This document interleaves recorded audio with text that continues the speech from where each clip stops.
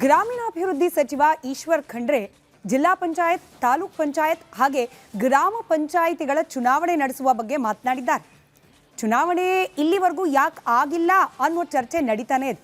ಆದರೆ ಅಸಲಿಗೆ ಈ ಜಿಲ್ಲಾ ಪಂಚಾಯಿತಿ, ತಾಲೂಕು ಪಂಚಾಯಿತಿ ಹಾಗೆ ಗ್ರಾಮ ಪಂಚಾಯಿತಿಗಳ ಪರಿಕಲ್ಪನೆ ಶುರುವಾಗಿದ್ದು ಹೇಗೆ? ಈ ಚುನಾವಣೆಗಳು ನಡೆಯೋದು ಹೇಗೆ? ZP, TP ಚುನಾವಣೆಗಳಿಗೂ ಗ್ರಾಮ ಪಂಚಾಯತ್ ಚುನಾವಣೆಗೂ ಇರೋ ವ್ಯತ್ಯಾಸಗಳೇನು? ಅಸಲಿಗೆ ಈ ಪರಿಕಲ್ಪನೆಯ ಮೂಲ ಆಶಯ ಈಡೇರಿದೆಯಾ? ಇಲ್ಲಿ ಕೆಲಸ ಮಾಡ್ತಿರೋ ಆ ತೆರೆಮರೆಯ ರಾಜಕೀಯ ಯಾವುದು? ನೋಡೋಣ ಎಳೆ ಎಳೆಯಾಗಿ.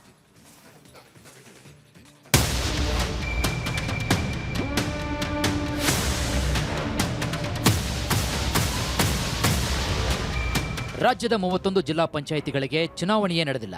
239 ತಾಲೂಕು ಪಂಚಾಯಿತಿಗಳಿಗೂ ಎಲೆಕ್ಷನ್ ಆಗಿಲ್ಲ. ಅತ್ತ 5950 ಗ್ರಾಮ ಪಂಚಾಯಿತಿಗಳಿಗೂ ಚುನಾವಣೆ ಯಾವಾಗ ಆಗುತ್ತೋ ಗೊತ್ತಿಲ್ಲ ಎಂಬ ಚರ್ಚೆಗಳು ಕೂಡ ಕಾವನ್ನ ಪಡೆದುಕೊಂಡಿದೆ. ಇನ್ನು ಇದೇ ಹೊತ್ತಿನಲ್ಲಿ ಗ್ರಾಮೀಣಾಭಿವೃದ್ಧಿ ಸಚಿವ ಈಶ್ವರ್ ಖಂಡ್ರೆ ಅವರು ಜಿಲ್ಲಾ ಪಂಚಾಯತ್, ತಾಲೂಕು ಪಂಚಾಯತ್ ಹಾಗೂ ಗ್ರಾಮ ಪಂಚಾಯತ್ ಚುನಾವಣೆಗಳನ್ನು ಮುಂದಿನ 3-4 ತಿಂಗಳ ಒಳಗೆ ನಡೆಸುವುದಾಗಿ ಹೇಳಿದ್ದಾರೆ. ಹಾಗಿದ್ರೆ ಈ ಚುನಾವಣೆಗಳ ಹಿನ್ನೆಲೆಯಾದರೂ ಏನು? ಈ ಪಂಚಾಯತ್ ವ್ಯವಸ್ಥೆಯ ಮೂಲ ಪರಿಕಲ್ಪನೆಯಾದರೂ ಏನು? ಬನ್ನಿ ಎಲ್ಲವನ್ನು ಕೂಡ ಹೇಳ್ತಾ ಹೋಗ್ತೇವೆ.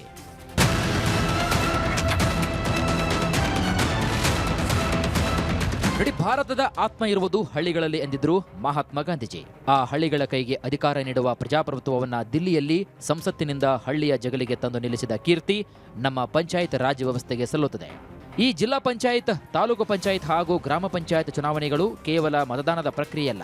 ಇದರ ಮೂಲ ಪರಿಕಲ್ಪನೆ ಅಂದ್ರೆ ಈ ಚುನಾವಣೆಗಳು ಗ್ರಾಮೀಣ ಭಾರತದ ಭವಿಷ್ಯವನ್ನ ಬರೆಯುವ ರಾಜಕೀಯ ಮಹಾಯಜ್ಞ ಎಂಬುದಾಗಿತ್ತು.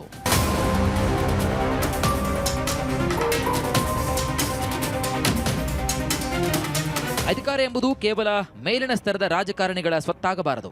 ಅದು ಕಟ್ಟಕಡೆಯ ಪ್ರಜೆಗೂ ಕೂಡ ಸಿಗಬೇಕು ಎನ್ನುವ ಉದಾತ್ತ ಚಿಂತನೆಗೆ ಈ ಇಡೀ ವ್ಯವಸ್ಥೆಯ ಹುಟ್ಟಿನ ಮೂಲ ಪರಿಕಲ್ಪನೆಯಾಗಿದೆ.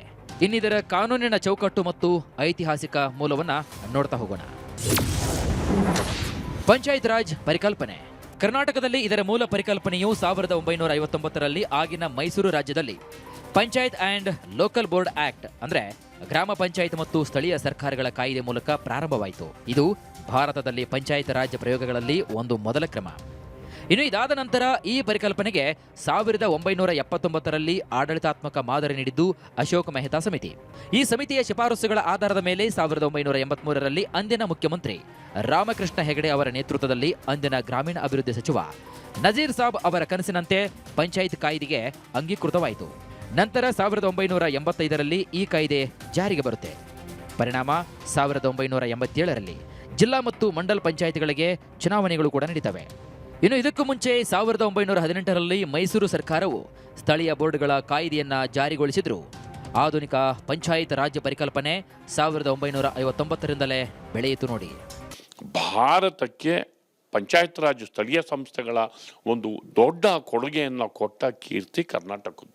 ಇಲ್ಲಿ ಅಡ್ಮಿನಿಸ್ಟ್ರೇಟಿವ್ ರಿಫಾರ್ಮ್, ಆಡಳಿತಾತ್ಮಕ ಸುಧಾರಣೆಗಳಲ್ಲಿ, ಅಧಿಕಾರ ವಿಕೇಂದ್ರೀಕರಣದಲ್ಲಿ ಪಂಚಾಯತ್ ರಾಜ್ ವ್ಯವಸ್ಥೆ ಒಂದು ದೊಡ್ಡ ಪ್ರಯೋಗ, ಒಂದು ದೊಡ್ಡ ಯಶಸ್ಸು. ಅದನ್ನು ನಜೀರ್ ಸಾಬ್ ಅವರು ಅಧಿಕಾರದಲ್ಲಿ ಇದ್ದಾಗ ಕರ್ನಾಟಕದಲ್ಲಿ ತಂದು ರಾಜೀವ್ ಗಾಂಧಿಯವರು ಅದರ ಬಗ್ಗೆ ಮೆಚ್ಚುಗೆಯನ್ನು ವ್ಯಕ್ತಪಡಿಸಿ ಅವರು ಅಧಿಕಾರಕ್ಕೆ ಅದನ್ನು ರಾಷ್ಟ್ರ ಮಟ್ಟದಲ್ಲಿ ಬರಲಿ ಅಂತ ಅಡಾಪ್ಟ್ ಮಾಡಿಕೊಂಡ್ರು. ಈಗ ಸ್ಥಳೀಯ ಸಂಸ್ಥೆಗಳಿಗೆ ಯಾವ ರಾಜ್ಯ ಒಂದು ಮೂಲ ಸ್ಫೂರ್ತಿ ಆಯಿತೋ ಆ ರಾಜ್ಯದಲ್ಲೇ ಚುನಾವಣೆ ಆಗ್ತಿಲ್ಲ ಸ್ಥಳೀಯ ಸಂಸ್ಥೆಗಳಿಗೆ. ಇದು ನಿಜಕ್ಕೂ ದುರಾದೃಷ್ಟಕರವಾದಂತಹ ಸಂಗತಿ. ಇನ್ನು ಈ ಪಂಚಾಯತ್ ರಾಜ್ ಕಾಯ್ದೆಗೆ ಸಾಂವಿಧಾನಿಕ ಚೌಕಟ್ಟು ಸಿಕ್ಕಿದ್ದು ಯಾವಾಗ, ಹೇಗೆ, ಇದು ಕರ್ನಾಟಕದಲ್ಲಿ ಯಾವಾಗ ಜಾರಿಗೆ ಬಂತು? ಬನ್ನಿ ಇದನ್ನು ಕೂಡ ನೋಡ್ತಾ ಹೋಗೋಣ. ಪಂಚಾಯತ್ ರಾಜ್ ಪರಿಕಲ್ಪನೆ. 1992ರಲ್ಲಿ ಭಾರತದ ಸಂಸತ್ತು 73ನೇ ಸಂವಿಧಾನ ತಿದ್ದುಪಡಿ ಅಂಗೀಕರಿಸಿತು. ಇದರೊಂದಿಗೆ ಪಂಚಾಯತ್ ರಾಜ್ ವ್ಯವಸ್ಥೆಗೆ ಸಾಂವಿಧಾನಿಕ ಚೌಕಟ್ಟು ಸಿಗುತ್ತೆ. ಇದು 1993ರ ಏಪ್ರಿಲ್ 24ರಂದು ಜಾರಿಗೆ ಬರುವುದರೊಂದಿಗೆ ಪಂಚಾಯತ್ಗಳಿಗೆ ಸಾಂವಿಧಾನಿಕ ಸ್ಥಾನಮಾನ ಸಿಗುತ್ತೆ. ಇದು ಹೇಗಂದ್ರೆ ಸಂವಿಧಾನದ ಭಾಗ 9ಕ್ಕೆ ಆರ್ಟಿಕಲ್ 243ರಿಂದ 243 ಸೇರ್ಪಡೆಯಾಗುತ್ತೆ. 11ನೇ ಅನುಸೂಚಿಯಲ್ಲಿ 29 ವಿಷಯಗಳನ್ನು ಗ್ರಾಮ ಪಂಚಾಯಿತಿಗಳಿಗೆ ವರ್ಗಾಯಿಸಲಾಗುತ್ತೆ. ಇದರಲ್ಲಿ ಗ್ರಾಮ, ತಾಲೂಕು, ಜಿಲ್ಲಾ ಪಂಚಾಯಿತಿಗಳಿಗೆ 5 ವರ್ಷಗಳಿಗೊಮ್ಮೆ ಚುನಾವಣೆ, ಮಹಿಳೆಯರು, SC STಗೆ ಮೀಸಲಾತಿ, ರಾಜ್ಯ ಚುನಾವಣಾ ಆಯೋಗ ಇತ್ಯಾದಿಗಳ ಕುರಿತಾಗಿ ಉಲ್ಲೇಖಿಸಲಾಗಿದೆ. 1993ರ ಏಪ್ರಿಲ್ 24ರಂದು ಸಂವಿಧಾನದ ಚೌಕಟ್ಟು ಅಧಿಕೃತವಾಗಿ ಜಾರಿಗೆ ಬರುತ್ತೆ. ಇದೇ ಕಾರಣಕ್ಕೆ ಪ್ರತಿ ವರ್ಷ ಏಪ್ರಿಲ್ 24ರಂದು ರಾಷ್ಟ್ರೀಯ ಪಂಚಾಯತ್ ರಾಜ್ ದಿನ ಅಂತ ಆಚರಿಸಲಾಗುತ್ತದೆ. ಈ ಕೇಂದ್ರ ಕಾಯ್ದೆಗೆ ಅನುಗುಣವಾಗಿ ಕರ್ನಾಟಕ ಸರ್ಕಾರವು ಕರ್ನಾಟಕ ಪಂಚಾಯತ್ ರಾಜ್ ಕಾಯ್ದೆ 1993ರನ್ನ ಜಾರಿಗೆ ತರುತ್ತೆ.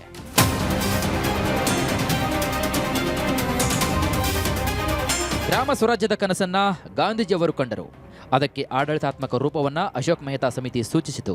ಕರ್ನಾಟಕದ ರಾಮಕೃಷ್ಣ ಹೆಗಡೆ ಸರ್ಕಾರ ಅದನ್ನ ಯಶಸ್ವಿಯಾಗಿ ಮಾದರಿಯನ್ನಾಗಿ ರೂಪಿಸಿತು. ಪಿ.ವಿ. ನರಸಿಂಹರಾವ್ ಸರ್ಕಾರ 73ನೇ ಸಂವಿಧಾನ ತಿದ್ದುಪಡಿಯ ಮೂಲಕ ದೇಶವ್ಯಾಪಿ ಸಂವಿಧಾನಿಕ ಸ್ಥಾನಮಾನವನ್ನು ನೀಡಿತು.